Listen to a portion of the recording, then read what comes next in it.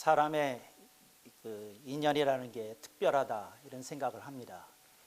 제가 달포 전에 기독교 교리 사상사 이런 주제를 가지고 검색을 하다가 책을 하나 만났어요. 그래서 여러분이 잘 아시는 대로 이명호 목사님의 기독교 교리 사상사 책을 주문하게 되었습니다. 그 책을 주문하면서도 동명이인이겠지 그런 생각이 들었지만 혹시나 하는 마음이었는데 딱 그 책 쓰신 거 보니까 또 여러 가지 상황을 보니까 제가 알던 이명호 목사님이셨어요. 그래서 연락을 드렸는데 마침 그때 CBMC 화요 성경 아카데미를 한 달 동안 진행 중이셔서 호텔에 숙박하시는 관계로 저보고 이리로 오라고 그러셔서 여러분을 만나게 되었습니다. 제가 만약 한 달 전만 더 일찍 책을 샀어도 또 한 달 후만 늦게 샀어도 여러분을 만나는 일은 없었을 것입니다. 그게 참 묘하다 그런 생각을 하고요. 또 그날 왔을 때 또 윤석기 목사님이 여기 오면 여러 강사님들의 말씀을 들을 수 있는데 그분들이 한국 교계와 한국 목회자들에 대한 비판이 아주 매섭다고 같이 와서 욕을 먹자고 그러시는데 성령님이 네가 와라 그런 음성을 듣고 그냥 기꺼이 가서 들어야 되겠다 그런 생각을 하게 되었습니다. 제가 제일 잘하는 게 책을 읽는 거고 제가 제일 잘하는 게 공부하는 건데 하여튼 그런 기쁜 마음으로 오게 되었습니다. 본래 제가 소속한 장로교에서는 이걸 이제 개혁주의라고 그러는데 개혁주의 설교학에서는 본문과 그리고 콘텍스트 이외의 상황에 대해서 얘기하는 걸 금기시합니다. 이제 오늘은 예외적인 상황이니까 제가 저 자신을 약간 소개를 하면 저희 집안은 5대째 기독교 가정입니다. 저희 부모님은 평안남도 강서군에서 예수님을 믿기 시작하셨고요. 그 다음에 저희 어머님은 평북 선천이신데 거기도 5대째 예수님을 믿으십니다. 저희 외조부가 만주에서 선교사 사역을 한 김덕선 목사님이십니다. 저희 아버님은 우리나라 최초의 스터디 바이블을 백과 성경이라는 것을 저작하신 분이시고 여러분이 기억하시는지 모르겠는데 100만 명이 모였던 여의도에서 모였던 세계 복음화 대성회를 주창하셨던 국제위원장이 저희 아버님이셨습니다. 제가 이제 이런 설명을 드리는 이유는 이제 모르잖아요. 이분이 어디서 툭 떨어진 사람인지 뭔지 이제 모를 수 있으니까 이제 기독교 가정이 확실하다.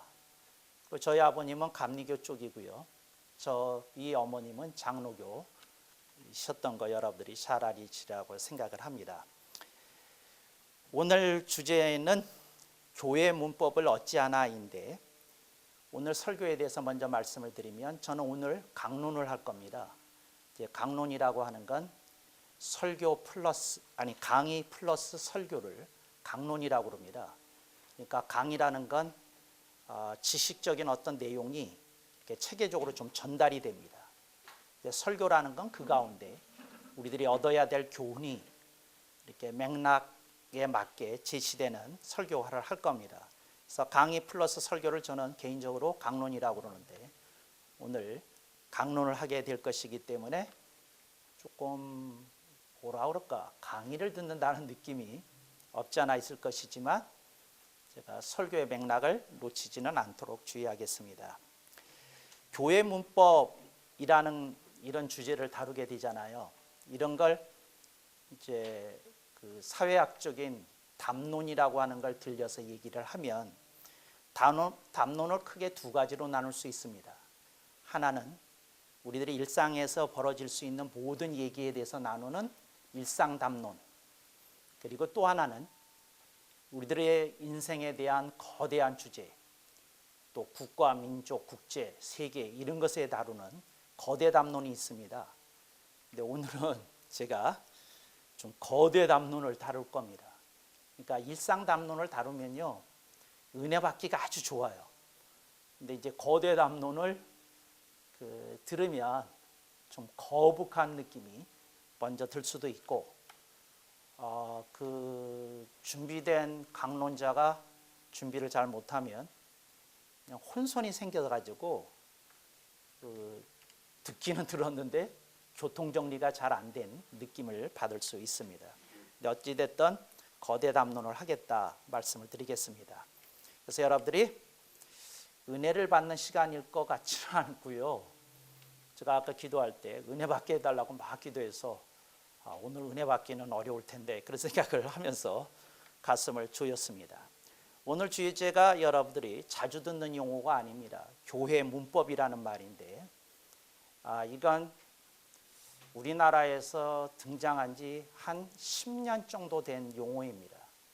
그래서 아는 사람은 알고 모르는 사람 모르는 그런 용어이기도 하고요. 근데 이 교회 문법이라는 용어가 가끔씩 이렇게 튀어나오는데 그 누구도 교회 문법이 뭐라는 얘기는 안 하고 사용을 하시더라고요. 그래서 교회 문법이 뭐냐 이렇게 알까? 죄송합니다만 이걸 듣는 사람들이 그걸 어찌 알까? 그런 생각이 들었어요. 그러니까 그럴 경우는 강론자가 여러분 다 교회 문법에 대해서 좀 아시겠지만 그래도 혹시나 하는 마음에 조금 설명을 드리겠습니다. 이러고 좀 이렇게 부연을 했으면 좋았을 터인데 이제 이거 모르는 것이죠. 교회 문법이라는 말 뭐냐면 우선 문법에 대해서 말씀을 드리면 국어 문법 할 때 그 문법은 아닙니다. 이제 우리가 언어를 사용하게 되면 언어의 체계를 규정하는 문법이 있잖아요. 그런데 교회 문법이라는 건 뭐냐면 교회를 다니는 사람들끼리 통하는 문법이라는 얘기입니다. 그러니까 교회 밖에 있는 사람들에게는 씨도 안 먹히는, 교회 밖에 있는 사람들은 전혀 몰라도 세상 살아가는데 전혀 지장이 없는 이제 일종의 폐쇄된 그 공간 내지는 영역 속에 거하는 사람들이 갖고 있는 그 사회나 또 혹은 역사나 어떤 주제나 이슈에 대한 해석 체계를 이 교회 문법이라고 그런 겁니다. 그러니까 교회 사람들은 다 이렇게 생각한다는 겁니다. 대충 다. 그런데 이제 이 교회 문법이라는 말이 왜 등장했느냐면 이걸 모른다는 거예요. 다른 사람들이. 바깥에 있는 사람 그러니까 본인들 자신들도 모르고 있다는 거예요. 그래서 우리가 지금 사용하는 언어나 생각이나 이 시스템 자체가 교회 문법이다. 이걸 좀 알아야 된다. 이제 이런 말이 나오게 된 겁니다. 그래서 다시 한번 말씀드리면 콘텍스트를 텍스트처럼 읽고 해석하는 방법 내지 체계가 문법이다. 교회 문법은 간략하게 정리하면 교회 내에서 기독교인들이 소통하는 문법이다. 이런 말씀을 듣겠습니다. 제가 그 조희성 간사님에게 성경 본문을 보내줬는데 여기는 이제 강의하는 데니까 성경은 이제 뺐더라고요. 여러분, 제가 오늘 강론하니까 설교 대목도 있다고 그랬잖아요. 마태복음서 23장 1절로 2절 말씀입니다. 마태복음서 23장 1절로 2절 제가 잠깐 읽겠습니다. 이에 예수님께서 무리와 제자들에게 말씀하여 가라사대 서기관들과 바리새인들이 모세의 자리에 앉았으니 이 얘기를 하는 거거든요. 그 기독교인들이 가장 오해하는 사람들이 있는데 이게 바리새인입니다. 저는 그 조직 신학을 평생 강의해 왔어요. 그래서 이 바리새인이라는 주제가 나오면 저는 굉장히 불편해요. 근데 뭐가 불편하냐면 사람들이 갖고 있는 인식이 불편합니다. 그러니까 예를 들자면 우리들이 갖고 있는 바리새인에 대한 일반적인 인식은 이런 거잖아요. 가식적이다, 위선적이다. 예수님이 미워하신 그룹 가운데 첫 손가락, 두 손가락에 꼽히는 사람들이다. 그리고 이 사람들은 우리가 절대 이렇게 본받거나 흉내내거나 해야 될 사람들은 전혀 아니다. 뭐 이제 이런 생각을 갖고 있잖아요. 근데 제가 공부해 보니까 바리새인들이 우리 장로교인들이더라고요. 제가 공부해 보니까 이 장로교에 이렇게 장점이 있거든요. 장로교의 장점이 뭐냐면 하나님의 주권과 하나님의 역사하심에 대한 강력한 믿음이 있어요. 이게 바리새인이거든요. 하나님의 말씀에 대한 애호가 남달라요. 이게 장로교인이거든요. 하나님의 말씀을 증언하고 증거하는 일에 열심히 해요. 이게 바리새인이고 이게 장로교인이거든요. 그런데 그 사람들은 바리새인들을 이런 장점이 있어서 그 이스라엘 민족에게 부각된 사람들인데 그걸 좀 외면하고 있는 것이 저는 불편했다. 이제 그 말씀을 드리는 것이고요. 여러분이 이렇게 쉽게 생각하시면 됩니다. 이스라엘 사람들이 바보가 아니지 않습니까? 근데 가식적이고 위선적이기만 한 사람들을, 바리새인들을 이스라엘 민중이 그렇게 존경할 리가 없잖아요. 만약 그렇기만 한다면, 그러니까 예수님은 그런 걸 지적하셨지만 정말 예수님이 바리새인을 미워하신 이유가 뭘까? 이게 제가 조직 신학을 하면서 늘 관심이 있었던 주제였습니다. 저는 저 자신의 정체성을 신앙생활할 때 나는 바리새인에 가까운데 이제 이런 생각을 갖고 있었기 때문에 그런 생각이 있었습니다. 그런데 예수님이 가식적이고 위선적이기만 하기 때문에 바리새인들을 그렇게 미워하셨을까? 근데 가식적이고 위선적인 사람들은 세상에 널려 있잖아요. 근데 왜 하필이면 이 사람들을 예수님이 특별히 콕 집어서 얘기하신 이유가 뭘까? 이런 거에 대한 관심이 있었어요. 그래서 제가 연구한 바로는, 여러분 동의 안 하실 수도 있고 동의 안 하셔도 상관없는데, 한 바로는 교회 문법입니다. 이게 무슨 말이냐면 성경을 읽고 어떤 시스템을 딱 갖췄어요. 그런데 예수님은 그 시스템 갖춘 것 자체가 근본적인 하자가 있다, 이 말씀을 하신 거예요. 오늘 본문 보면 이런 용어가 나옵니다. 근데 여러분들이 별로 주목하지 않는 용어인데 한번 따라해 보겠습니다. 모세의 자리. 모세의 자리라고 하는 말은 뭐냐면, 잔치가 있잖아요. 잔치가 있으면 꼭 두 자리 내지 세 자리, 보통 세 자리인데 세 자리는 비워둡니다. 상석으로. 그게 모세의 자리예요. 그런데 이제 상석 개념하고는 조금 다릅니다. 이 모세의 자리는. 그러니까 정확히 얘기하면 모세의 자리들 이렇게 되는 거죠. 근데 이제 세 자리가 이제 예비가 되는데, 첫 번째 자리에 서기관들이 앉습니다. 근데 서기관들이 왜 앉느냐? 서기관들이 뭐 하는 사람들이냐면, 성경이 인쇄되기 이전 시절이니까 성경을 필사하는 사람들이거든요. 하나님이 계시다. 하나님의 말씀을 필사하는 사람들보다 귀한 사람이 어디 있겠느냐? 그러니까 1번 누구예요? 하나님의 말씀을 필사하는 사람들. 그래서 이제 누가 앉습니까? 서기관들이 다 가고 자리합니다. 첫 번째 그 자리에. 오케이. 두 번째 자리에 누가 앉느냐? 바리새인들이 앉습니다. 근데 바리새인들이 어떤 사람들이냐 하면, 서기관들은 성경을 해석하지 않았어요. 이게 굉장히 중요한 사실입니다. 왜 해석하지 않았느냐 하면, 성경을 해석하기 시작하면 필사할 때 자기의 생각이 들어가기 시작하거든요. 그러니까 필사할 때 이건 틀렸는데 이거 빼야지, 이건 덧붙여야 되는데 하고 그런 일이 생길 수 있으니까, 이제 이게 서기관들이 굉장히 그 뽑을 때 엄격한데 뭐냐면 자기 생각이 있는 사람은 뺍니다. 자기 생각을 하는 사람은 서기관이 못 돼요. 왜? 그러니까 읽으면서 자기 생각이 쉼표 하나를 찍든지 뭐 글자 하나를 덧붙이든지 이거는 복수가 돼야 되는데 왜 단수가 됐지 이러고 고칠 수 있으니까 이걸 안 하는 사람이어야 됩니다. 그러니까 상석에 이제 서기관. 그래서 이제 성경에 딱 하고 주어졌단 말이에요. 주어지니까 성경이 딱 주어지니까 어떤 일이 벌어지겠습니까? 성경의 해석이 필요하잖아요. 성경의 해석을 할 사람이 그 옆에 앉는 겁니다. 바리새인. 이제 바리새인들 중에 율법사가 많았죠. 이게 두 번째 좌석에 앉습니다. 세 번째 좌석의 이름을 알아맞히면 여러분들이 굉장한 실력이시다 이렇게 되는 거죠. 오케이. 세 번째 누가 앉을까? 그룹 이름입니다. 자, 첫 번째 서기관, 두 번째 바리새인, 세 번째 누가 앉으실 것 같나요? 예?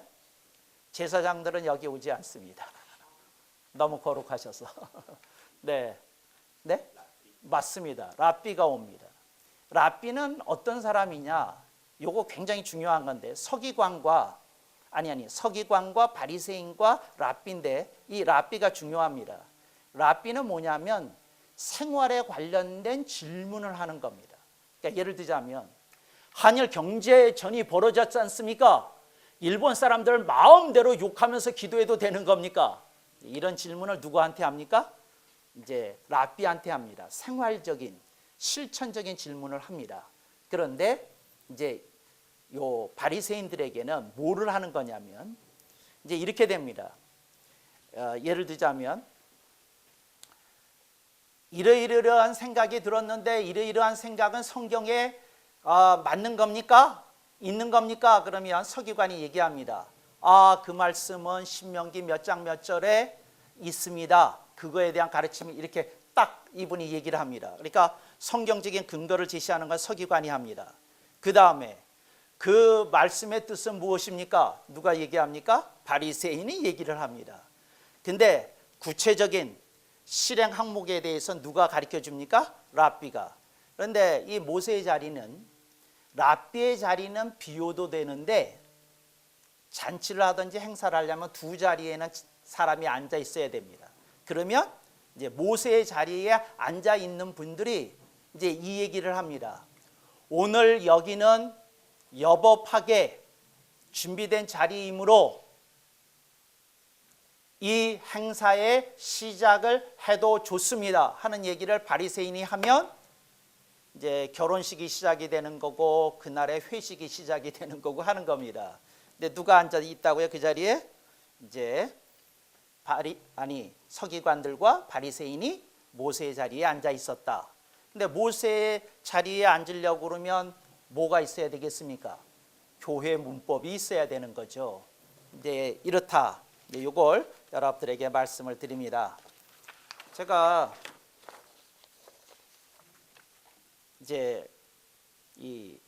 이 PTP를 싫어해요. 이제 왜 싫어하느냐면 그냥 말로 들었을 때 흡수율이 가장 높습니다. 그러니까 여러분들이 이거 한 거를 가지고 나중에 봐요. 뭐가 기억에 남은지 안 남아요. 언어만 남습니다. 사람의 머리는 그렇게 돼 있어요. 그러니까 들을 때는 그거 굉장히 좋은 것 같아요. 근데 절대 안 남습니다. 여러분들이 실험해 보면 알아요. 여러분 스스로. 그러니까 그거 그래서 이게 뒤에 이제 안 쓰는 이유인데 그런데 이제 제가 이제 좀 희한한 얘기를 이제 하려고 그래요. 목사님들의 설교를 할 때에 딱 PTP에 뭐가 올라옵니까? 자신이 최근에 읽었던 책 하나 딱 떠올리고 그 다음에 딱 하고 몇 페이지 딱 하고 그리고 클로즈업 딱 해가지고 무슨 문구에 이런 게 있다. 그리고 이런 거 자주 체험하시죠? 뭐 아니신 것처럼 앉아 계시면 뭐 또 뭔지 모르겠어요. 근데 그렇게 하잖아요. 근데 제가 이제 질문을 드릴 테니까 양심적으로 대답하기를 약속하시면 예. 대답 안 하시네요. 예. 회장님? 예. 오케이. 자, 묻겠습니다. 보기는 A와 B가 있습니다. 보기 A. 더 권위 있는 책이 덜 권위 있는 책에 보증을 해줘야 된다. 보기 B. 덜 권위 있는 책이 더 권위 있는 책에 보증을 해줘야 된다. 자, 어떤 책이 어떤 책에 보증을 해줘야 됩니까? 보기 A. 더 권위 있는 책이 뭐예요? 덜 권위 있는 책에 보증해줘야 된다고 그러잖아요. 근데 목사님들이 책 읽은 거를 보여주면 감동을 먹는 이유는 뭐예요? 여기 성경이 있는데 오늘 말씀이 옳았다는 걸 이 심리학자가 쓴 책에서도 나타났다 이러고 지금 얘기하고 있는 중이거든요. 이해는 되셨습니까? 이게 계속이 되면 될수록 무의식 속에 뭐가 생기는 거냐면 성경은 하부로 갑니다. 여러분 무의식 속에. 이게 가면 갈수록 이렇게 갑니다. 그런데 이걸 인식을 못하고 어떻게 됐냐면 너무 기뻐요. 특히 이영철 원장님 같은 분은 우리 목사님이 책을 읽는다는 사실이, 그것도 내가 선물해 준 책을 읽고 이렇게 띄워준다는 사실이 너무 감동적인 거예요. 근데 이게 웃기는 얘기인 건 성경이 더 권위 있는 책이면 심리학자가 이래야 되거든요. 이 말씀이 성경에서 온 겁니다. 이래야 이게 성경의 권위 있는 건데, 근데 이제 이게 거꾸로 돼 있어요. 그런데 우리는 그냥 그렇게 받아들이고 그게 유식하게 보이는 지식 시스템이라고 생각을 해요. 이게 교회 문법이에요. 그러니까 이게 교회 속으로 얼마나 많이 들어왔느냐면 성경의 진리는 사회적으로 전거적으로 증명이 되지 않으면 이제 이렇게 별 쓸모없다는 인식이 사람들 속에 많이 심어졌어요. 그러니까 여러분들이 이게 사람들이 인식 못하고 이렇게 사용하는 시스템이 얼마나 이렇게 들어오는지 좀 생각해 보시기 바랍니다. 이게 교회 문법이에요. 두 번째, 우리들이 이런 얘기 하잖아요. 뭐라 그러냐면 각종 공무원 시험은 전부 다 주일에 치러지잖아요. 왜 대답을 안 하십니까? 그리고 우리들이 그거에 대해서 굉장히 불편하고 불만하잖아요. 왜 대답을 안 하세요? 불만이 많잖아요. 예, 불만 안 하시는구만. 예. 근데 불만이 많잖아요. 이게 사회가 이게 왜 이렇게 돌아가는지 모르겠다. 토요일에 하지 왜 주일에 하냐, 일요일에 하냐, 막 이런 게 이제 있잖아요. 이게 교회 문법이에요. 왜 교회 문법이냐면 여러분 주일날이 대한민국의 70%의 사람이 유일하게 쉬는 날이에요. 그러니까 토요일, 일요일, 토요일, 주일 쉬는 사람 그렇게 많지 않아요. 전혀 긍정을 안 하시네요. 그러니까 이게 우리 문법에 너무 익숙해져 가지고 사회적인 여건 속에서 그날밖에 시간 낼 수 없는 사람이 절대 다수라는 걸 인지 못하고 이걸 이제 교회 문법 가지고 왜 그러냐 어쩌냐 뭐로 그러고 국회의원 하고 무슨 회식 자리 있게 되면 이런 거 법을 바꿔야 되지 않습니까? 어떻게 됐습니까? 막 이렇게 얘기를 하거든요. 근데 신앙적인 면에서는 맞는 얘기지만 객관성이 있나요? 이제 이렇게 들여다보면, 근데 우리는 그런 사실을 별로 인지하지 못하죠. 이게 교회 문법이에요. 이렇게 뭐 한두 가지가 아닌데 내가 얘기하기 시작하면 뭐 한 100가지도 얘기할 수 있을 것 같아요. 근데 우리가 그걸 몰라요. 이렇구나. 한국 사회가 주말이 완전히 휴일이 될 정도의 사회가 되기 이전에는 우리가 주일이라고 부르는 일요일에 각종 시험이 치르는 거에 대해서 좀 이해를 하고 이것에 통해서 고통을 받는 성도들이나 기독교인들에게 우리가 조금 위로를 해주고 새로운 길을 제시해 줘야겠다. 뭐 이런 게 있어야 되는데 기독교가 하는 일은 가장 잘하는 일은 불만하고 저항하는 일을 잘해요. 그런데 객관성은 별로 없는 그런 거죠. 또 하나, 제가 불경을 연구해 가지고요 8만대장경을 정리한 경전을 하나 만들었어요. 그랬는데 이제 이걸 일부 사람들이 읽고 인터넷에서 저를 종교다원주의자라고 막 공격을 해요.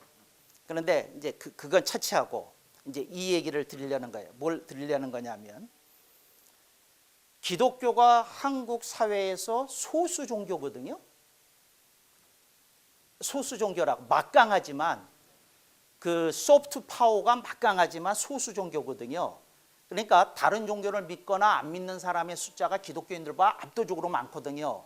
근데 이 소수 종교인데, 그러면 조금 양식이 있으면 종교다원주의라는 말의 뜻이 무슨 말이냐면,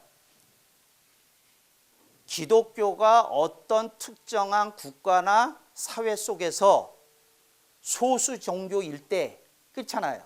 소수 종교일 때 여러 가지 종교가 존재한다는 사실을 객관적으로 인정하고 그들이 차지하는 공간에 대한 존중을 보여줘야 된다는 게 사실은 종교다원주의의 뜻이거든요.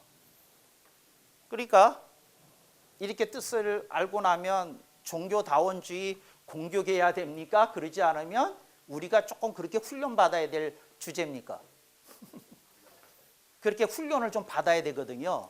그게 뭐냐면, 내가 내 종교적인 그 신앙을 지키면서도 이웃 종교에 대해서 조금 존중을 보여주고 그 호혜적인 면에서 접근하려고 하는 지혜로운 방법이 뭔가에 대해서 고민을 조금 해야 될까요? 안 해야 될까요?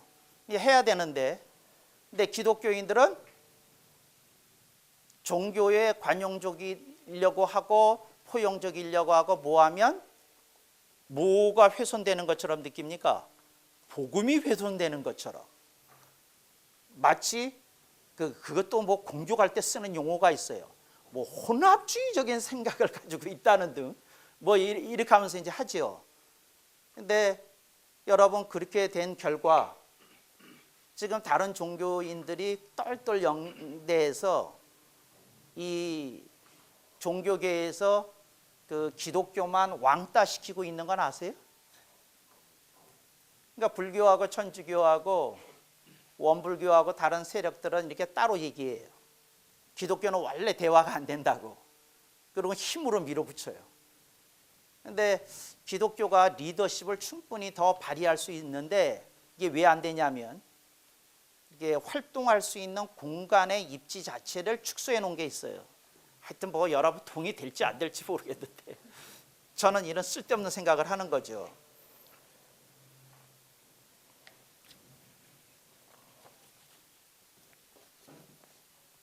네 번째, 제가 한번 읽을 테니까 한번 들어보십시오. 성경을 통해 이스라엘 역사를 배우는 것은 너무 당연하고 또 자연스럽게 받아들여서 이 다음 말이 되게 재밌어요. 마치 영화를 보는 사람이 주인공과 정체성을 동일시하는 것과 같은 현상이 습관화되어 있어요. 그러니까 뭐냐면, 성경을 읽을 때 너무 영화를 볼 때 우리가 주인공하고 정체성을 같이 하잖아요. 주인공이 어려우면 나도 어렵고, 주인공이 기쁘면 나도 기쁘고, 주인공이 키스하면 왠지 내가 키스하는 것 같고, 그렇잖아요. 오케이. 이제 정체성이 동일시되는데 젊으시니까 그 예스 하네요. 다른 분들은 키스 얘기가 나니까 이렇게 동의 못해요. 그런데 이스라엘은 이스라엘 역사일 뿐이거든요. 사실은 이건 이스라엘에 벌어진 역사라고요. 삼국사기에 쓰여져 있거나 이조 왕조실록에 써 있는 우리의 역사는 아니거든요. 그러면 어떻게 해야 되느냐 하면, 성경을 읽고 성경의 역사를 읽고 그 옆에 한국 역사를 일으켜 놓고 읽어야 되는 거거든요. 동의가 되는지 안 되는지 다 모르겠어요. 근데 한국 역사를 모르고도 편안히 설교할 수 있어요. 지금 한국 시스템은. 이해되셔요? 그러니까 우리가 이스라엘 사람이 돼버려요. 성경을 읽으면. 그러니까 뭐냐면 이건 이스라엘의 역사다. 근데 하나님이 이걸 기록한 건 이것을 통해서 우리들에게 얻으라는 메시지가 있겠다. 그러면 이건 역사적인 메시지이니 그러면 이것을 가지고 한국 역사를 옆에 나란히 놓고 봤을 때 우리가 어떻게 해석을 해야 되고 어떻게 적용시켜야 되는지에 대한 고민이 좀 필요하겠다. 이런 게 있어야 되거든요. 근데 지금 시스템은 어떠냐면 이스라엘의 역사를 모르면 목사가 설교하기 어려워요. 그런데 삼국의 역사나 조선조의 역사나 모르고도 설교 평생 하는데 지장 없어요. 이게 지장 없어요. 그리고 설교를 들으시는 여러분들도 전혀 불편하지 않아. 이게 교회 문법이에요. 예, 이게 교회 문법이에요. 전혀. 그러니까 바리새인들이 그랬어요. 아무 상관이 없었어. 그러니까 다른 나라에 무슨 역사가 벌어지고 주변에 뭐가 있든지 아무 상관이 없었다고요. 그건 왜냐하면 개와 돼지바도 못한 이방인이니까 그거 아무 상관이 없어요. 아무 상관이. 저는요 성경 읽으면서 굉장히 불편해요. 예를 들자면 에스더가 하만이 하려던 짓을 본인이 똑같이 하거든요. 근데 여러분들은 영화를 보듯이 에스더와 동일시 돼버리니까 그건 너무도 당연한 거야. 근데 객관화 시켜놓고 보면 하만과 그 일족이 그렇게까지 다 죽여야 될 대상이에요? 하여튼 뭐 성경을 편안하게 읽으시는 게 하여튼 영화 보듯이 좋아요. 근데 하여튼 이제 이런 거죠. 그래서 여러분들이 오늘 말씀을 조금 듣고 깨닫게 되는 건 뭐냐면 이런 얘기 안 듣고 교회 문법이라는 거 모르고 살던 시절이 훨씬 편안하지요. 편안해요. 이게 우리의 현실이에요. 제가요 제일 싫어하는 게 목사님들 만나는 거예요. 그리고 어울리는 거고. 이게 뭐냐면 이런 얘기를 하거든요. 그런데 그래서 제가 목사님들한테 가장 잘 듣는 말이 당신만 그렇게 생각해. 저만 그렇게 생각한대. 그러니까 여러분들도 잘 들어보세요. 저만 그렇게 생각하고 끝날 문제인지 이게 교회 문법이에요. 그러니까 교회 문법에 너무 익숙해서 뭘 얘기를 해도 말귀를 못 알아듣네요. 근데 하여튼 뭐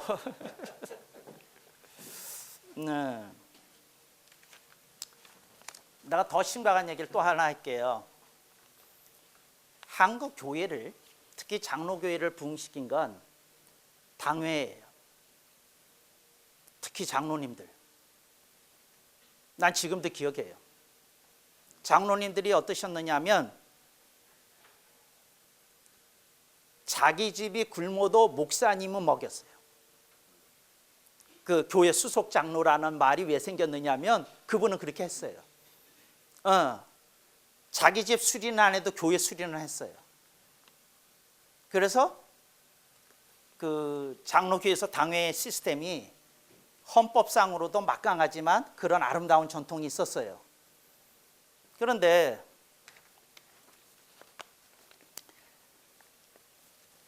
제가 이렇게 읽어볼 테니까 이게 문법적인 얘기를 하려는 거니까 이렇게 문서로 제가 써서 그렇게 하네요. 권력적 구조로 되어 있는 당회의 비의회적 구성을 인식하지 못하고 또한 그러하기에 시스템의 보강을 위한 위기감 및 움직임이 없다. 이 말 이해되십니까? 비의회적 구성이라는 건 뭐냐면 당회는 40대 이상이라야 돼. 20대를 당회원 세울 수 있어요, 없어요? 없죠. 법으로 안 되는 게 아니라 하여튼 없죠. 그런데 잡아요. 교회에서 가장 근간이 되는 뿌리가 되고 줄기가 되는 게 뭐냐면 10대서부터 30대, 39세까지거든. 예? 그런데 당회는 40대 넘은 사람들이 있거든. 그러면 0살서부터 39살까지는 누가 대변하나요? 아니, 그러니까 구조적으로 안 돼 있어요. 그러니까 무슨 생각을 해야 되느냐 하면 한국 교회가 지금 붕괴되고 있는 게 이 당회에도 영향이 있어요. 그게 뭐냐면 당회는 안정적인 그 어떤 시스템의 보호를 위해서 필요한 장치이고 0세서부터 39살이 자기의 니스와 권익을 얘기할 수 있는 어떤 운영의 묘를 우리가 좀 찾아야 되겠다. 이렇게 생각하고 움직여야 되는데 이거 움직임 없어요. 그리고 맨날 무슨 얘기만 해요. 한국 교회의 근간이 무너지고 있다. 그 교회 학교가 무너지고 있다. 이런 얘기만 해요. 근데 이거 시스템상으로 이렇게 돼야 되는데 근데 갈수록 고령화되잖아요. 당회도. 그러니까 저는 당회 시스템을 없애자는 게 아니라 무슨 운영위 같은 것이 있어야 돼요. 그러니까 뭐냐면 0살서부터 39살까지의 이 사람들이 얘기를 하고 교회 운영에 어떤 인풋이 들어갈 수 있는 어떤 안전장치, 필요장치가 좀 있어야 되겠다. 이걸 좀 고민해야 되거든요. 근데 장로교의 특성이 뭐냐면 헌법에 묵혀 있어가지고 규칙에 묵혀 있어가지고 개혁이 될 것 같지 않아요. 개혁이. 난 장로교를 사랑하는데 정말 이게 뭐 관료주의가 가장 강력한 데가 장로교예요. 정말.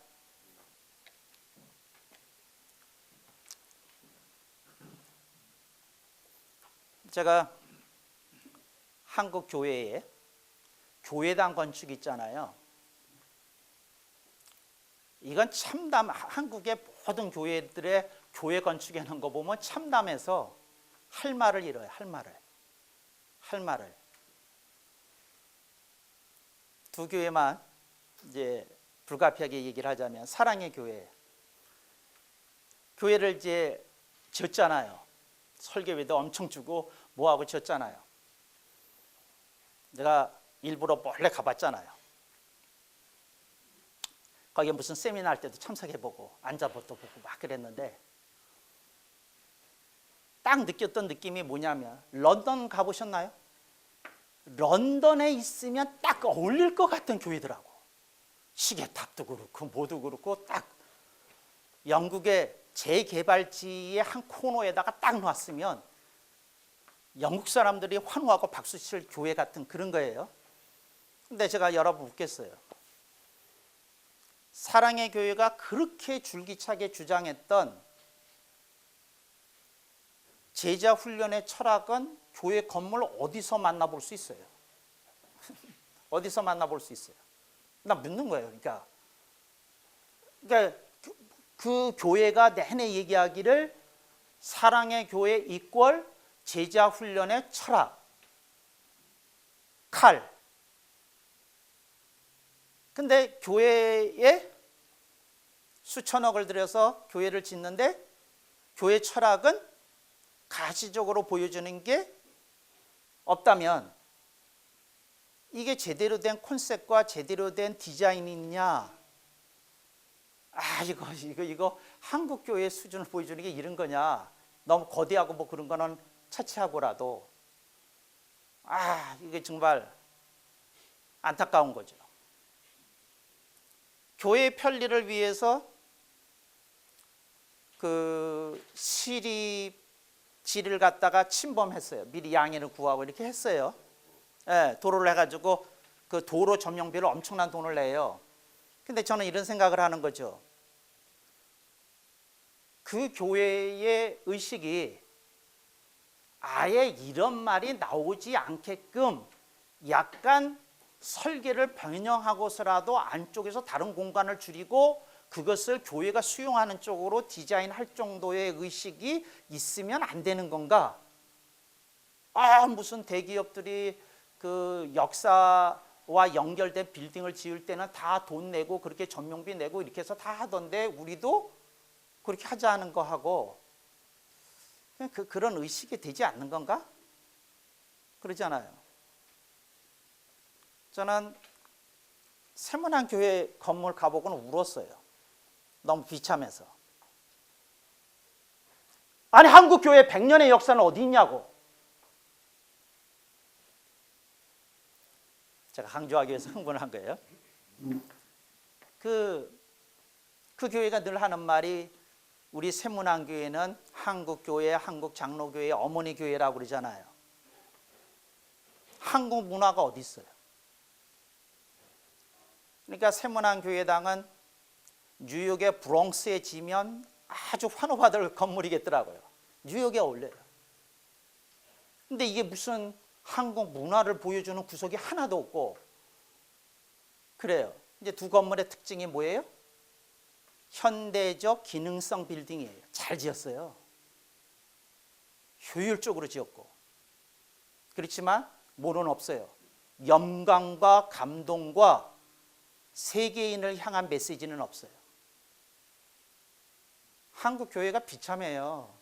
이렇게 성장했는데 외국인이 한국의 어떤 교회 건물을 딱 보고 이건 한국만 uniquely Korean style sanctuary 이렇게 말할 수 있는 교회가 없어요.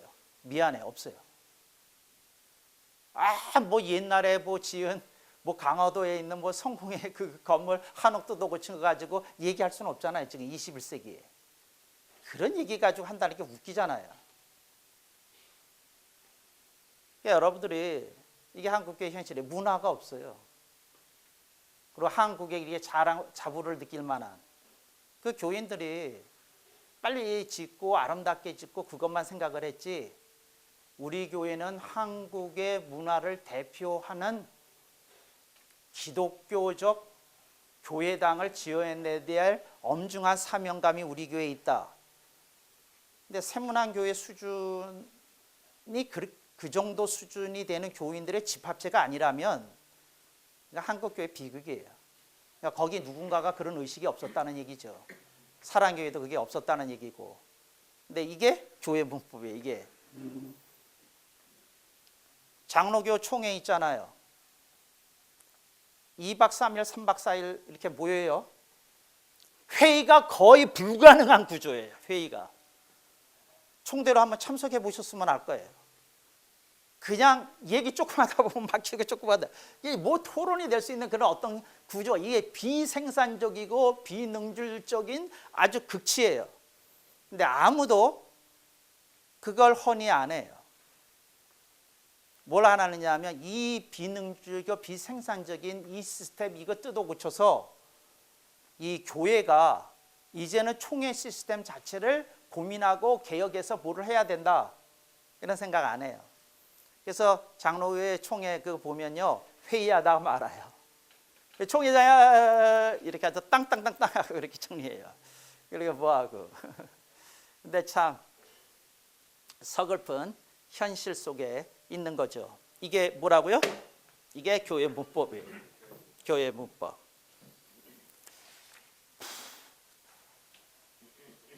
또 하나. 그러면서도 뭐는 싫어요. 교회 문법에 익숙하면 교회에 대해서 비판하는 건 싫어요. 그리고 그런 사람들을 외부자로 평가하거나 왕따시키려는 분위기가 있어요. 그러니까 건전한 얘기 자체가 안 돼요. 그러니까 그냥 같이 어울리는 얘기를 하면서 그대로 묻어나가야지만 무난하고 세력을 형성할 수 있는 구조예요. 이게 교회 문법이다. 이제 말씀을 드리고 싶은 거죠. 예수님이 바리새인들을 그렇게 미워하신 이유는 저는 교회 문법에 있다고 생각을 한 거죠. 오케이. 바리새인들이 가지고 있는 교회 문법의 가장 큰 맹점이 뭐였을까요? 대표님. 그러니까 그 정도 때문에 예수님이 미워하신 게 아니에요. 예. 그러니까 그 바리새인들에게 교회 문법이 있었어요. 근데 그 교회 문법 속에 무슨 죄나 뭐나 이런 것 때문에 예수님이 하신 게 아니에요. 그들이 갖고 있는 가장 큰 맹점이 있었어요. 뭐예요? 그런 게 아니라니까요. 그런 게 아니에요. 예수님이. 네, 고모님. 어떤 것이었을까요? 목사님. 그런 거 아니고. 네, 간사님. 네, 그게 뭐냐면 교회 문법에 취한 나머지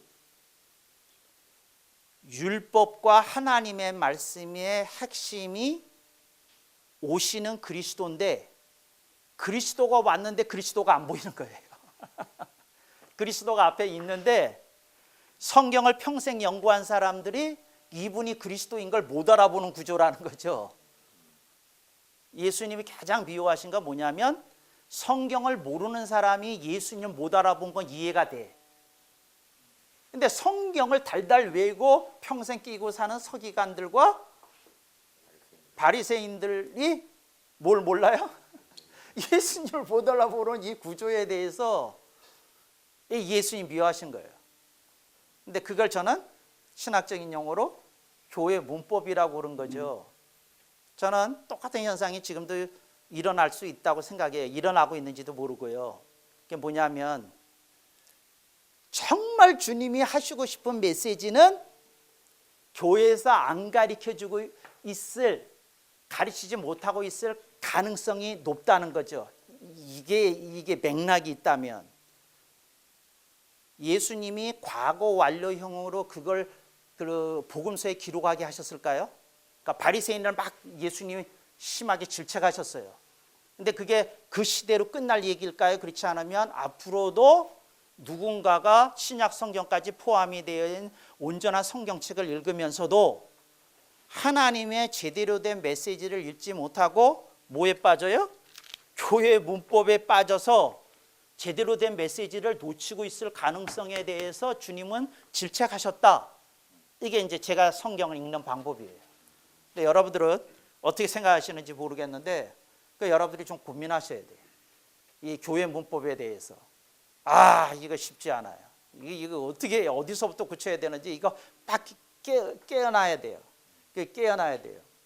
여러분들이 이거 깨어나서 그 기독교인으로서의 정체성을 교회 문법이 아닌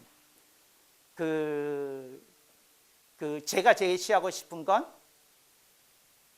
글로벌 크리스천 스탠다드 GCS 글로벌 크리스천 스탠다드가 제시돼야 된다고 생각해요.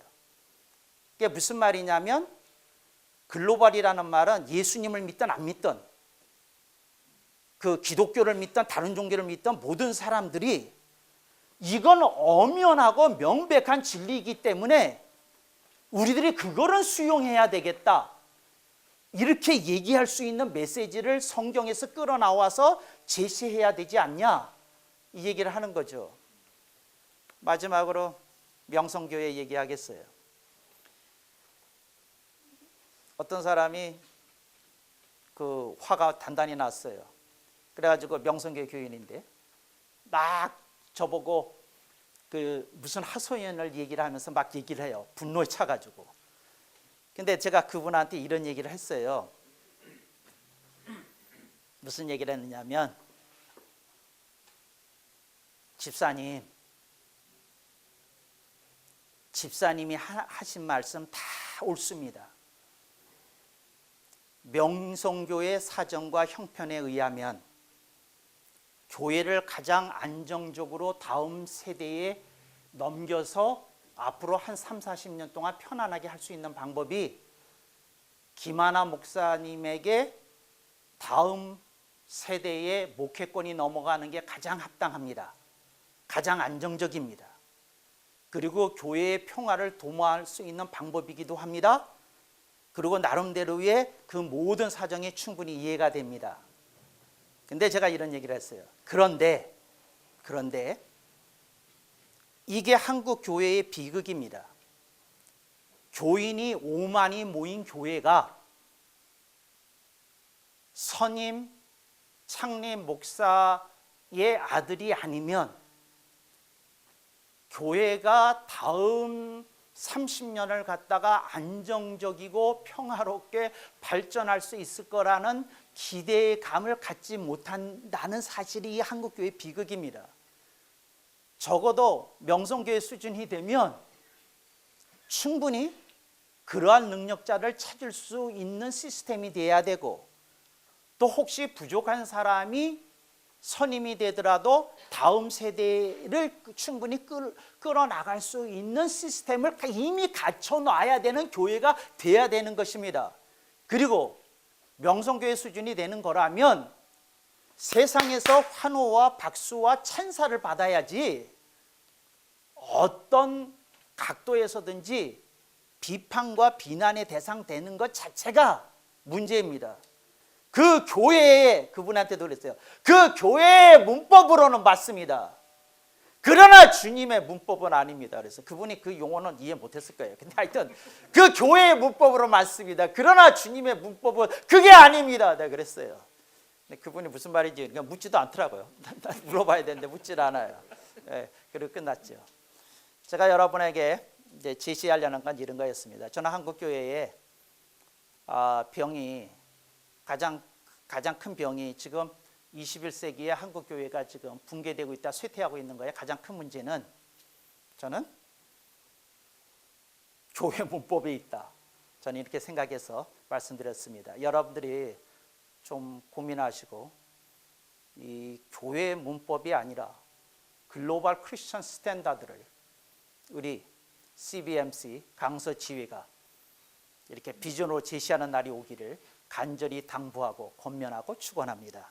말씀 마치겠습니다.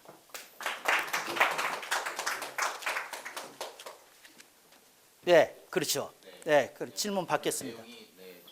네, 궁금하신 분들 좀 있으실 것 같아서요. 네, 질문 받겠습니다. 질문. 글로벌 크리스찬 스탠다드에 대해서 다시 한번 설명해 주세요.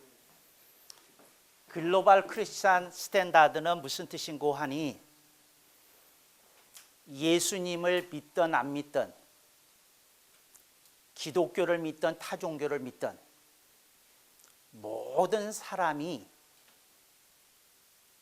그것은 옳은 방향이고 옳은 비전이라고 받아들일 수 있는 스탠다드를 성경 속에서 뽑아내어서 제시할 수 있어야 된다. 그런 뜻이죠. 그러니까 예를 들자면 명성교회 논리로는 충분히 그럴 수 있어요. 그렇지만 사회가 요구하는 게 이런 거라면 교인 5만 정도를 가진 우리 교회로서는 그게 좀 안정적이겠지만 우리 교회가 희생하고 다른 후임자를 찾는 게 좋겠다. 이렇게 양보하고 선택할 수 있을 정도의 건강한 시스템. 예를 들자면 적용 하나 시켜서 하면 그렇게 생각한 겁니다. 또 질문. 그러니까 그런 걸 좀 제시하자는 거죠. 그러니까 아까 목사님 말씀하셨는데 그 총회에서도 개혁이 안 되는데 개교회에서 어떻게 교회를 바꿀 수 있겠어요? 힘쓰시다. 그게 뭐냐면 그게 엘리트 성경이 이렇게 제시하고 있는 게요.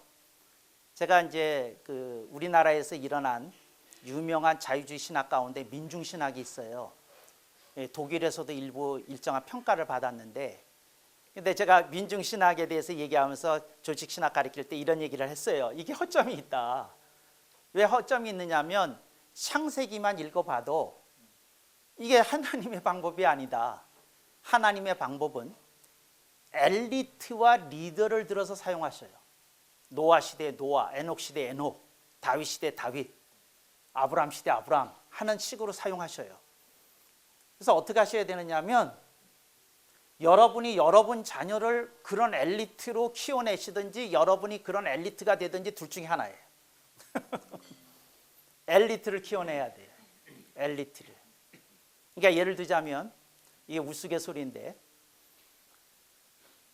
임진왜란 때 일본 사람들이 하는 말이에요. 임진왜란 때 딱 한 사람 이순신 때문에 망했다는 거예요. 일본 하는 말이.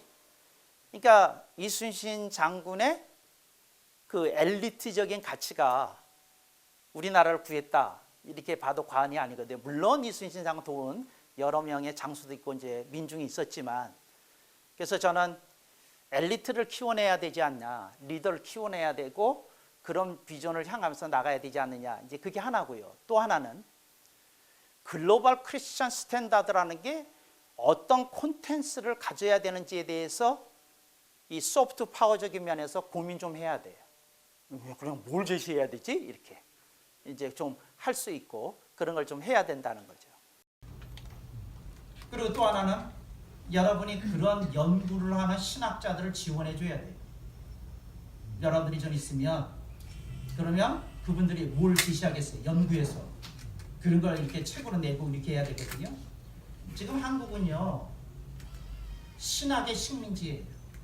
뭐냐면 영국, 미국의 책들이 다 우리를 끌고 다녀요.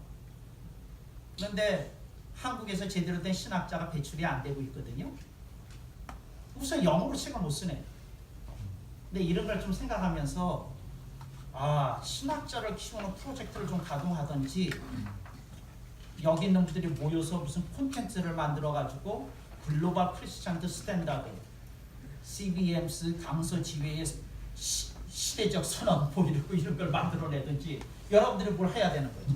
이제 시작은 이제 그런 게 운동이 시작하는 거죠. 사실은 독립선언서라는 것도 사실은 종이 한 장이었거든요. 근데 이게 시대를 갈수록 그 문서적, 문권적 위력을 발휘하지 않습니까? 그런 거에 대해서 조금 고민하고 이렇게 생각하면 좋겠다. 이제 이렇게 움직여야 되는 거죠. 근데 거기에 이제 하면 안 되는 거죠. 그러니까 뭐 하면 안 되는 겁니까? 안주하면 안 되는 겁니다. 야, 그쪽으로 가야 되겠다. 이제 그러는 거죠. 그리고는 여러분이 이제 어떤 결정적인 순간이 올 수 있지 않습니까? 교회에서 리더십 체인지가 올 때가 있지 않습니까? 여러분이 당에 그때 당회 수석 장로가 됐든지 무슨 있지 않습니까? 그런 고민하면서 그런 걸 나누고 그런 방향으로 교회 리더십이 갈 수 있는데 공감하는 목회자를 모셔오면 지금은 안 되겠지만 또 그때 될 수도 있겠죠. 또 그런 의식을 가진 젊은이들을 교회 내에서 신학교에 보내서 키워내는 방법도 있고요. 근데 그리고 여러분 자신이 그런 리더가 되셔야 되고요. 아까 말씀하신 그런 신학자를 키워내는 단체를 지원해야 된다라고 말씀. 신학자를 단체라기보다 신학자를 지원해야죠. 그런 사람. 그런 지금 좀 흐름이나 그런 운동을 하고 있는 저희한테 좀 추천할 만한 관심을 가질 수 있는 추천할 만한 어떤 그런 그룹이 있습니다. 정말 마음에 들어요. 오성민 대표님 마음에 들어요. 제가 지난 3년 동안 읽었던 책 가운데 가장 저하고 좀 생각이 비슷한 사람을 만났어요. 책을 통해서. 제가요 책을 엄청 읽어요. 근데 제가 교보문고 프레스티지 클래스 멤버거든요. 여러분들이 교보문고에 가서 한번 물어봐요. 도대체 책을 1년에 몇 권을 사면 프레스티지 클래스가 될 수 있는지. 하여튼 뭐 엄청 읽어요. 엄청. 상상할 수 없을 정도로 읽는데 하여튼 지난 3년 동안에 읽은 책 중에 이 책이 가장 좋았던 사람이 있어요. 장동민 교수가 쓴 책이 있어요. 그러니까 여러분들이 이제 제가 추천하고 싶은 건 이분을 모셔다가 한 달 동안 이명호 목사님 강의하셨듯이 이제 그 내년에 강의를 네, 백석대교 왔었습니까? 그 책도 강의하셨습니까? 아니 그 책은 아니고 네, 교회사에서만 한 책. 네. 그러니까 한국의 후기 크리스텐덤 시대에 그거에 대해서 이렇게 얘기를 좀 하고 그분한테 여러분이 요청하기를 그러면 어떻게 하자는 거냐? 그 책에는 어떻게 하자는 얘기는 없어요. 근데 어떻게 하자는 얘기냐? 이제 이런 걸 하고 이제 그런 분들이 이제 고민해서 책을 좀 쓰도록 그렇게 압박을 좀 가하면 이제 좋은 거죠. 교수들이 특징이 있어요. 돈을 주면 움직여요. 돈을 주면. 네, 교수들의 특징이 돈을 주면 움직여요. 그러니까 그래요. 네, 하여튼 그래요. 그러니까 그리고 요구를 하는 거죠. 이렇게 책 써주십시오. 이렇게 하고 이제 그러면 좋지 않을까 이제 생각이 되고 그 다음에 이런 걸 좀 고민해야 되는 거죠. 교회만 우리끼리만 통하는 메시지가 아니라 사회하고 통하려는 메시지, 개념, 보편적인 가치 이런 게 뭐냐 이런 거에 대해서 좀 고민을 하고 그런 시스템에 대해서 좀 고민을 해야 되는 거죠. 근데 교회가 너무 좀 하여튼 이질화됐다고 그럴까? 그런 면이 있어요. 이렇게 저는 바깥에서 이렇게 보니까 자주 이렇게 보니까 이제 그렇게 마음에 안 드는 게 있어요. 네, 네 질문. 아까 그 세문안교회 말씀하셨잖아요. 예? 세문안교회. 예, 세문안교회를 원래는 그 이 재건축이 불허가 됐었거든요. 불허가 됐는데 그 로비를 해가지고 이렇게 그 다시 이제 재건축 새로 이제 지었는데 그거 교회 시스템에서 그거를 찬성 반대하는 사람도 많이 있었을 텐데 그걸 그대로 밖에 밀고 갔잖아요. 근데 그건 그랬던 건 아니고요. 세문안 교회 이제 그 약간 말씀을 드리면 세문안 교회가 그 주변에 건물도 있었는데 그 교회 입지 앞에 가로막고 있던 건물들이 있고 있었어요. 그래서 저 건물 주고 받고 뭐 하면서 이제 그 다필지를 1필지로 이렇게 합쳐서 교회를 지어야 되는 게 있었고요. 시안에 쫓겼어요. 무슨 시안에 쫓겼냐면 그 건물 내주고 이 건물 지어서 들어와야 되고 뭐지 이런 이제 시안적인 어떤 것이 있었어요. 그렇지만 조금 교회가 분산 생활을 다른 빌딩을 임대해서 돈을 쓰고 좀 더 버티더라도 한국 문화가 담겨져 있는 건물을 이렇게 만들어내는 것에 대해서 좀 고민을 좀 했어야 된다는 거죠. 굉장히 뉴욕 스타일 빌딩이에요. 전혀 저한테는 감동이 없는 그런 아쉬움이 있어요. 예. 아까 그 말씀 정말 처음 들어봤는데요. 예. 성경을 읽을 때 우리나라 역사를 갖다 빗대서 읽어야 된다. 그럴 수 있어야 된다는 네, 거죠. 저희는 항상 이스라엘만 생각하고 이스라엘 사람이 나다라고 생각하고 동일시하고 그렇게 읽어왔어요. 근데 동일시 하고 있는 줄도 모르고 동일시해요. 문제는.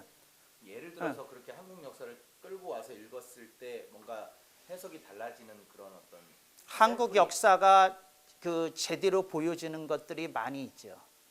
한국을. 그러니까 예를 들자면 사사기 시대는 그 고려 시대의 무신 정권 시대하고 많이 비슷해요. 그러니까 뭐냐면 왕권이 수립이 안 됐고 그 무신들이 장악한 것처럼 사시대들은 왕이 없고 그러면서 이제 세력자가 사사가 되고 뭐 이렇게 나타나는 그 어떤 시대적 흐름이라 이런 것들이 있거든요. 그럼 차이점이 뭘까? 뭘 이렇게 하면서 이제 들여다보면서 좀 공부를 하려고 그러는 것들이 있어야 되는 거죠. 이제 그리고 예를 들자면 창세기를 읽으면서도 창세기가 4대 얘기잖아요. 그러니까 그 아브라함, 그 이삭, 야곱, 요셉 이 4대 얘기잖아요. 그러면 우리 한국 역사에서 4대를 꼽을 수 있다 그러면 어딜까?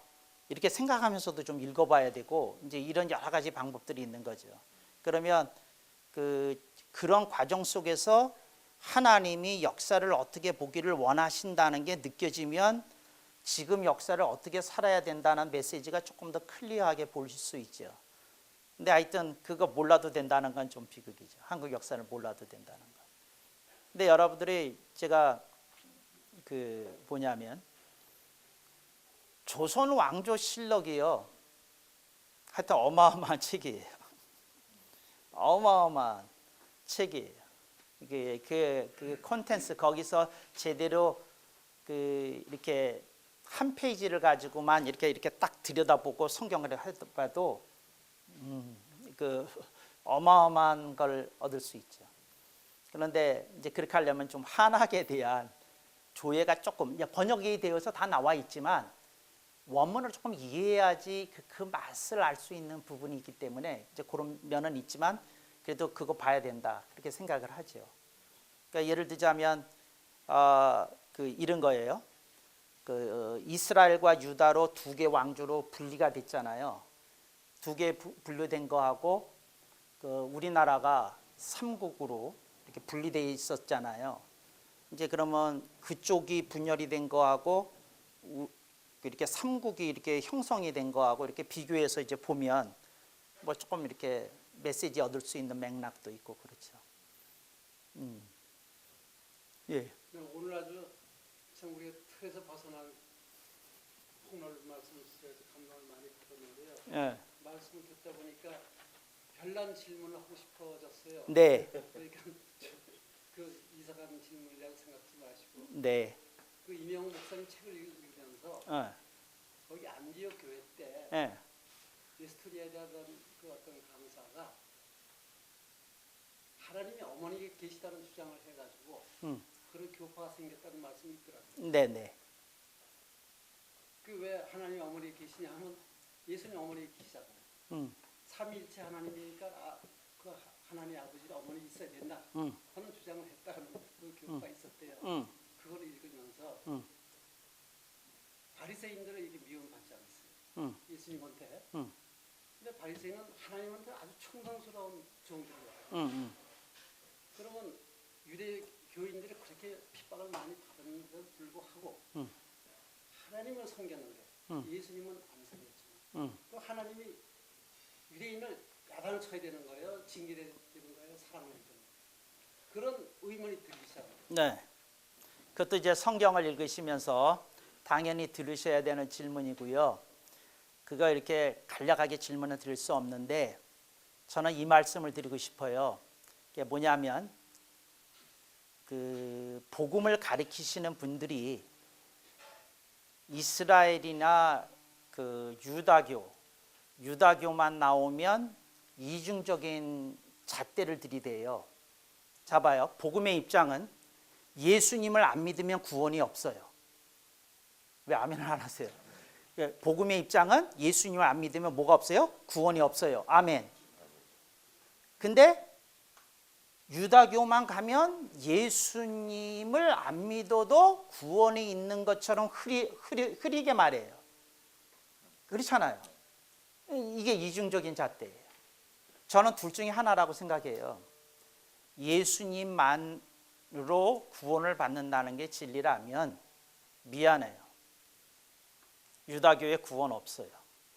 그게 진리라면. 그리고 만약에 유다교에도 구원이 있다고 말을 하려면 예수님 없이 하나님을 믿는 사람에게도 구원이 있다고 하는 교리를 하나 만들어야 돼요. 그거 만들어야 돼요. 이제 공식으로 인정해야 돼요. 이제 인정해야 돼요. 근데 인정하기 싫고 그렇게 말하기 싫고 이중잣대예요. 이제 그런 것이 있죠. 네, 원장님 질문 하나. 개인적으로 그냥 그 미국에서 어렸을 때부터 어떻게 살았는지 그 얘기 좀 해주시죠.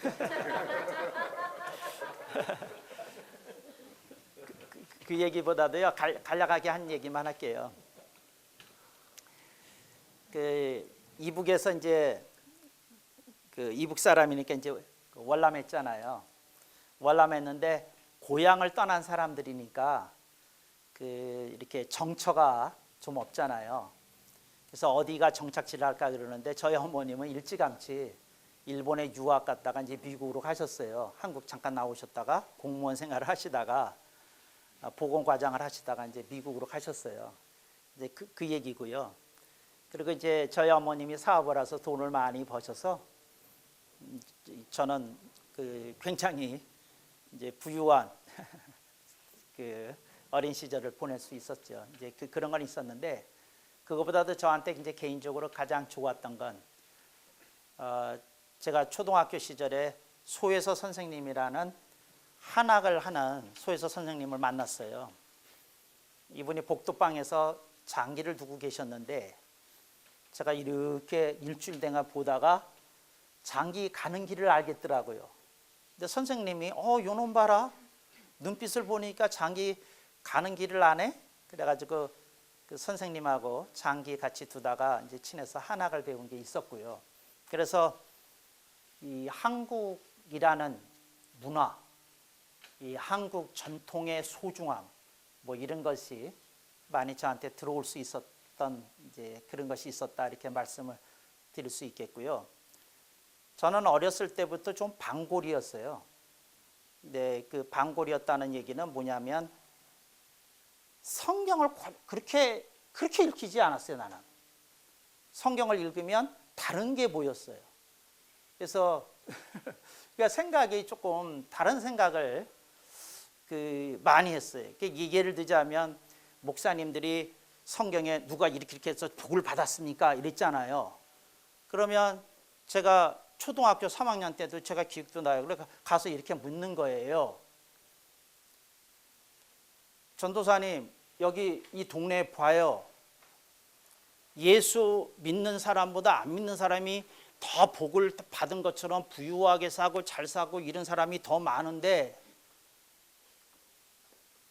이 성경에 있는 얘기가 어떻게 맞아요? 그때는 용어를 쓰지 못했으니까 얘기 못했지만 지금이라면 그렇게 말씀하시는 게 어떻게 일반 사회도 통하는 보편적인 원리가 될 수 있어요? 이런 질문을 했던 거예요. 그때도. 그 성경 얘기지, 해석이지. 현실에서 아닌 사람이 있는데 그래서 나는 가서 데리고 가서 그랬다는 게 쌀가게 가가지고 여기 예수 안 믿는데 너무 잘 살잖아요. 그런데 그건 성경에서 어디를 가지고 해석을 해야 돼요? 나 이렇게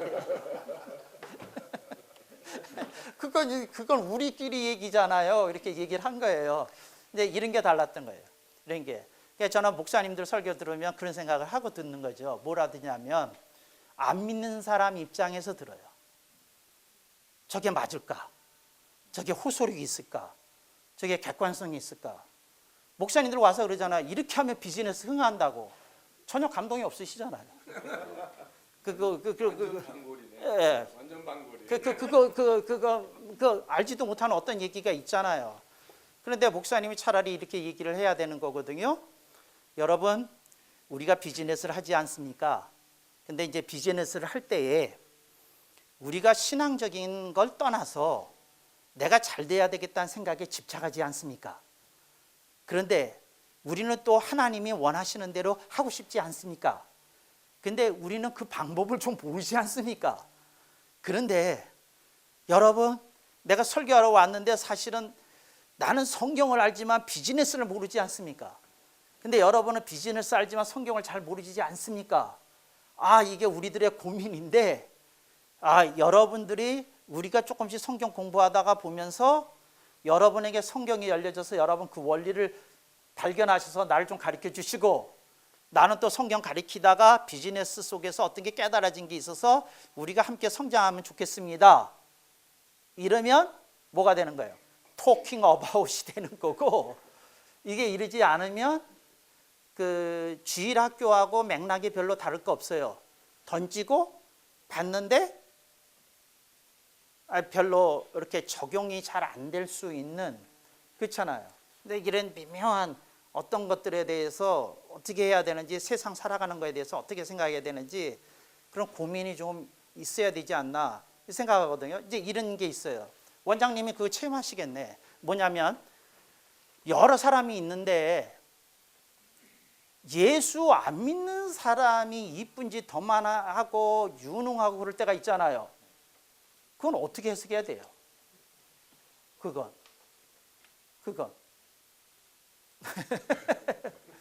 그건 어떻게 해석해야 돼요? 그 집안의 얘기예요? 그 사람의 그 천성이에요? 뭐예요? 이제 이런 걸 좀 고민하고 그렇게 해야 된다는 거죠. 근데 이런 걸 하는 게 뭐라고 말씀드리는 거예요? 교회 문법을 깨는 거다. 이게 벗어나서 이렇게 해야 되는 거다. 이렇게 어필할 수 있는. 그래서 저는 여러분들을 다른 사람이 만났을 때 이분은 예수 믿는 사람 치고는 조금 유니크하네. 이런 느낌이 들어야 되는데 전형적인 크리스찬으로 여러분을 이렇게 펄시브, 이렇게 인식할까 봐 저는 그게 우려되는 거죠. 그렇게 할까 봐. 그렇게 될까 봐. 교회에서 그렇게 요구하는 거 아닌가요, 원래? 그렇게 요구하면 저는 안 된다고 생각하죠. 21세기. 교회는 요구를 하잖아요. 교회 문법이에요. 교회 문법에 대해서 이제 좀 와닿습니다. 이해가 되는 것 같고요. 우리 귀한 말씀 전해주신 장성 목사님 감사합니다. 목사님 한국대회 가시죠? 네. 한국대회 강사들 긴장하라고 하셔야 될 것 같고요. 네. 한국대에 가시는 분들은 또 많은 시간들이 있지 않습니까? 가시는 시간, 오시는 시간, 또 숙소에서 저녁에 같이 대화할 수 있는 많은 시간들이 있으니까 저는 참석하지 못해서 너무 아쉽지만 목사님과 함께 또 윤호수 목사님도 가시죠? 네. 부흥회가 일어났으면 좋겠습니다. 많은 대화 좀 나누시고요. 또 오늘 못다한 궁금증들이 또 많이 있으실 거라 생각이 되시는데 또 서로 많이 또 질문하시고 답도 얻으시고 또 고민도 하시고 토의도 하시고 하시는 귀한 시간 되셨으면 좋겠습니다.